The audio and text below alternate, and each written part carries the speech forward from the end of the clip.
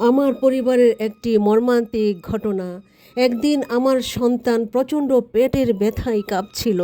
তৎক্ষণাৎ ডাক্তারের কাছে নিয়ে গেলে ডাক্তার বলল সিস্ট হয়েছে, অপারেশন লাগবে। বিলম্ব না করে আমার সন্তানকে অপারেশন থিয়েটারে নেওয়া হলো। হঠাৎ খবর এলো তার পেটে সিস্ট নেই, অ্যাপেন্ডিসাইটিস বাস্ট হয়ে মারাত্মক অবস্থা। ডাক্তার পেট কাটা অবস্থায় স্থান ত্যাগ করলো। প্রায় আধা ঘন্টা পর অন্য ডাক্তার এসে অপারেশন সমাপ্ত করলো।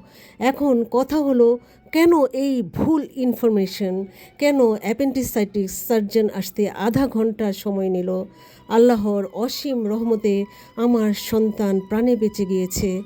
ডাক্তারের ভুল চিকিৎসা আর খামখেয়ালিপনার জন্য প্রতিনিয়তই আমাদের দেশে অসংখ্য লোক মৃত্যুর কোলে ঢলে পড়ে। এর জবাবদিহিতা কোথায়?